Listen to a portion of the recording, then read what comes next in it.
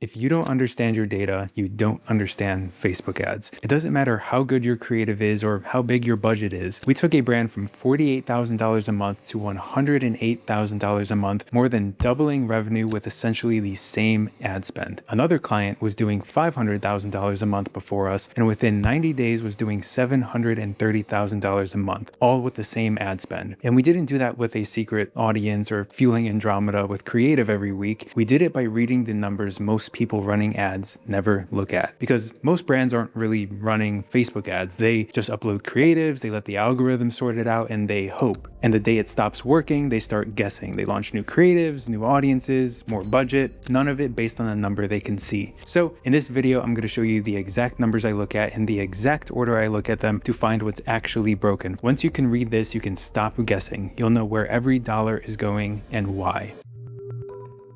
You probably have seen this happen before. The account is working, revenue is coming in, ROAS looks good, everyone feels like the ads are finally figured out. Then a week later, performance drops. ROAS falls, cost per purchase goes up, revenue slows down, and now everybody wants an answer. Usually, the first explanation is either the algorithm changed or we maybe need new creative. But that's not analysis, that's a guess. The biggest mistake I see is that people watch one final number and they try to reverse engineer the whole business from it. They look at ROAS, the king metric. If ROAS is up, then the account is healthy. If ROAS is down, they think the ads are broken. And the worst part is these can flip-flop at any second, making results and your revenue inconsistent. But ROAS is an output. It can tell you that the result changed, but it does not tell you whether the ad stopped earning attention, whether people stopped clicking, whether the page stopped converting, whether customers abandoned checkout, or whether average order value dropped. And if you don't know which input broke, you end up changing random things. Then, even if performance improves, you still do not know exactly why. This is the reason after nearly a decade running ads and over $120 million in online sales, I created the system we use inside of my company, ADVT, called the Stairway to Paid Ads Heaven. This process is simple and basically in the name. We don't throw 10 variables into the account and ask Meta to figure it out for us. We start at the bottom of the stairway. We isolate one meaningful variable, establish a control, define what success looks like, keep the winners, and remove what's weighing performance down. Then we move up to the next step. It's very intentional and we're able to see exactly where we hit resistance and what needs to be fixed. The easiest way to picture the account is like a river. Customers enter upstream and our job is to make sure that they flow all the way down to the purchase without hitting a blockage. So instead of standing at the end of the river wondering where the water went, we work backwards and find the first place the flow stopped. Did the creative stop earning attention? Are people paying attention but not clicking through? Are they clicking but not adding the product to their cart? Are they adding the cart but not beginning the checkout? Are they reaching the checkout but not completing the purchase? Are they purchasing and buying but the AOV can't sustain all of the cost on the front end? Those are 6 different problems. They should not all get the same solution. So let me show you how I read the account, one layer, one step at a time.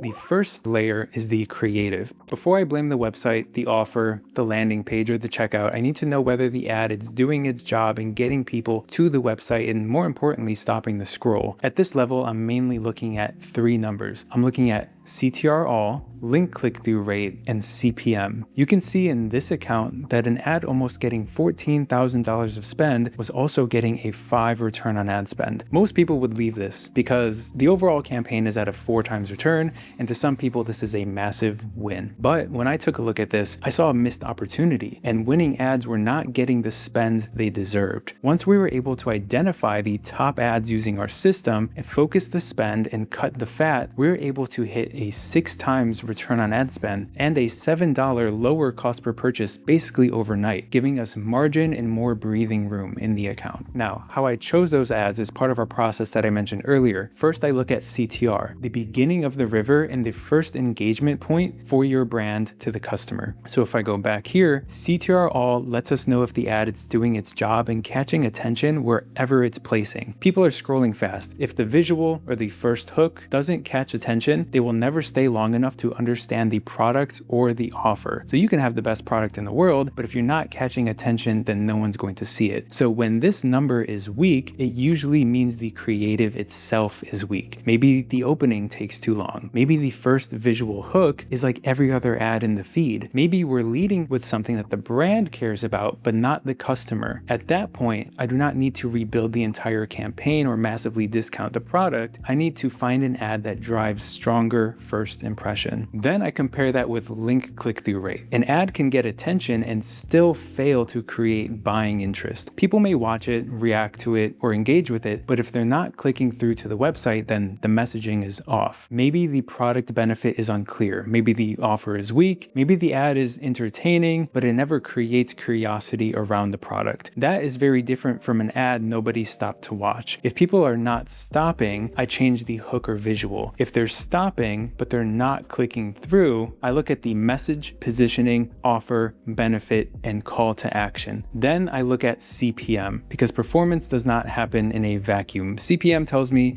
what we are paying to reach 1,000 users, essentially. I do not automatically kill an ad because the CPM is high, and I don't automatically think an ad is a winner because the CTR looks great. I want to understand that there's a trade-off happening here. An ad can have a slightly lower CTR, but a much lower CPM, which may allow us to reach drastically more people and ultimately send more qualified traffic to the website. Or an ad can have a great CTR, but if it costs twice as much to deliver and the downstream numbers are weaker, that CTR is not helping anybody if nobody's seeing it. The point is to not judge any metric by itself, it's to understand how these numbers can work together. Here's a good example. We had one ad where the initial attention numbers look strong. If I looked at only CTR all, I could have easily called this one a winner, but its link click-through rate was much weaker than video 3. People were interacting with this ad, but they were not interested enough to leave Facebook and learn more about the product. Then when we compared it with the second ad, a video, its initial CTR all was much lower, but its link click-through rate was higher. In this specific account, it's actually one of our top ads now driving a lot of revenue. The second ad was creating more actual interest and curiosity with the media itself. It was sending more people to the website for the opportunity to buy. But if I left it up to Meta, they would have likely kept spending budget here because of the high CTR and the lower CPM. So the goal was not to throw away the entire concept or blindly make more ads. The data helped us understand what ad was producing behavior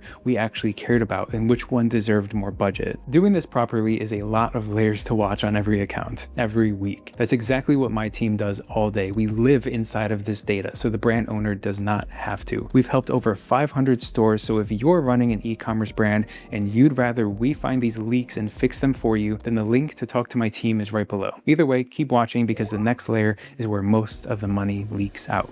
Let's say an ad is doing its job, right? A 4.4% CTR all, a 3.3 link click-through rate, CPM is pretty healthy. These are generally pretty healthy metrics in my experience. Now for you guys, I like industry standards of a 2 to 3% link click-through rate, and 50% of that should be clicking through to the website. And an average CPM is about $28 to $30. And so everything is really healthy along the board. People are seeing the ad, they're clicking it, and they're being taken to the website, but the revenue is still not there. This is where a lot of brands keep asking the creative team for more ads, even though the campaign and ads may already be doing exactly what they're supposed to be doing. Once the click is healthy and the best we can make it with the assets available, I move up the stairway to the link, offer, and landing page experience. Now, I want to know what happened after the person left Facebook, and I check it in order. First, I look at landing page views. Did the person who clicked actually load the page? So if we look from 7,300 link clicks to 7,000 landing page views, we did lose about 300 people who never fully loaded the page. And if there's a big gap between link clicks and landing page views, I'm not analyzing the product page yet. I'm looking at page speed, tracking, accidental clicks, poor mobile experience. There is no point trying to improve add to cart rate or even AOV if a meaningful percentage never gets the page to load in the first place. Then I look at landing page views to add to carts. Of the people who reached the website, how many cared enough to put the product in their cart? This is where we find out whether the interest created by the ad survives once the customer reached the site. If clicks are good but add to cart rate is weak, there is usually a disconnect somewhere. Maybe the ad makes a promise the landing page doesn't continue. Maybe the offer is not strong enough. Maybe the price actually creates friction. Maybe the product benefits are buried somewhere. Maybe the page doesn't build enough trust with a lack of review photos showing the product in use. This is exactly why I'm against increasing ad spend until you know every variable. If you have an issue at this stage, increasing ad spend won't solve the problem,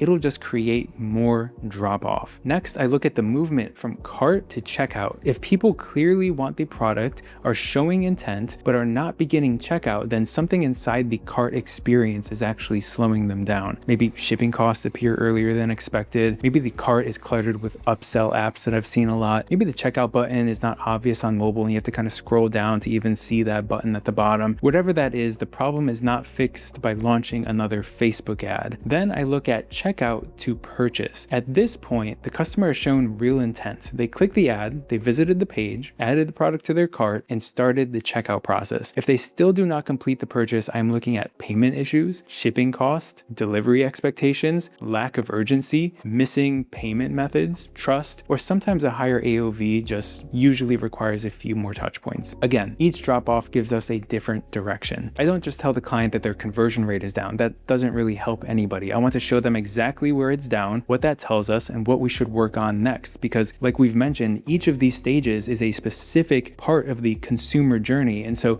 there is a specific answer to each of these problems. There's always 10 things in an ad account that could be better, but we are not trying to make a list of everything that's imperfect. We are trying to find the first constraint, the single point of leverage currently costing the business the most money. Then we fix that before we touch anything else. That is essentially the stairway in practice. If you change the creative, offer, landing page, audience, budget at the same time, you may get a better result by luck, but you've learned nothing. And if results drop again, you'll be in the same exact place. Clarity is what allows you to compound. For example, we're working with this apparel brand. In the last 30 days, the ad side numbers were healthy. I showed you guys, and it's the same exact ad account that I showed you in the prior screen, where the CTR was a 4.4, the link click-through rate was a 3.3%, a healthy CPM, people were clicking at a reasonable cost, so traffic wasn't their first constraint that I wanted to focus on. Is it possible that we can get the CTR to maybe like a 6% and increase overall clicks?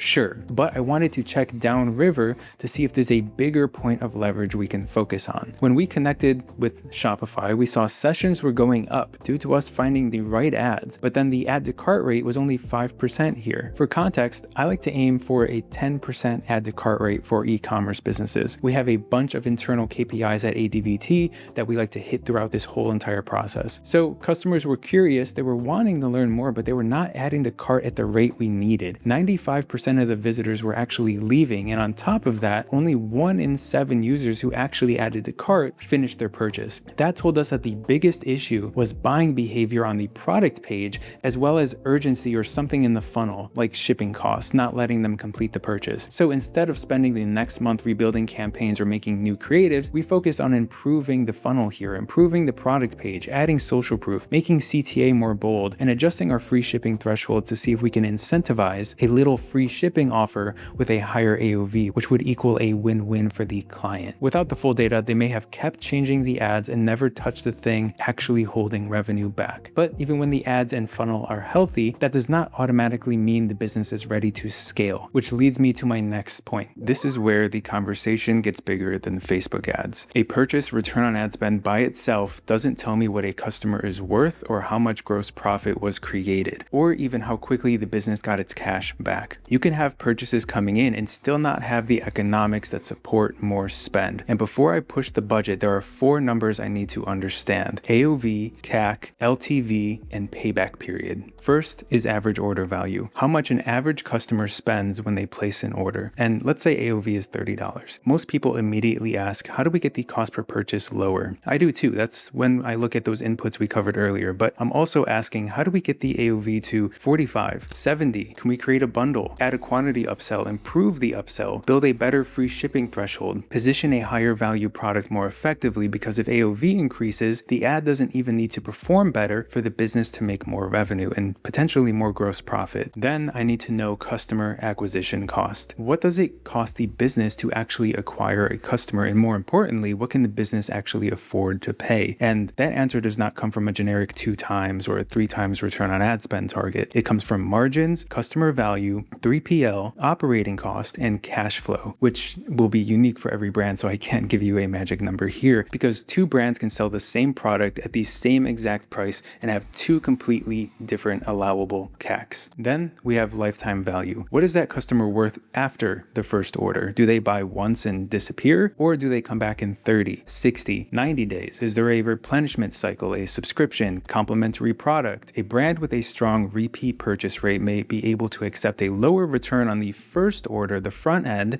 because it understands the value that that customer creates later. But I don't want to use LTV as an excuse to lose money today. That is where payback period matters, which is how long does it take a business to earn that acquisition cost back? A customer may eventually be worth $900, but that doesn't automatically mean that the brand can spend $850 to acquire them today, if most of that $900 arrives over 3 years. Once you know the payback period, you know how aggressive you can be, you know how much cash is going out, when it should return, and how long the business can afford to wait. That is how one brand can outspend another without necessarily taking on more risk, because they're not flying blind. They understand the economics behind the spend, and it helps us, the ad buyers, make strategic decisions for the growth of the brand, not just the up and down waves of today. And that's actually what scale looks like. It's not raising the budget because yesterday's ROAS was good. You understand that it would break, but it's climbing the stairway with every step underneath it proven.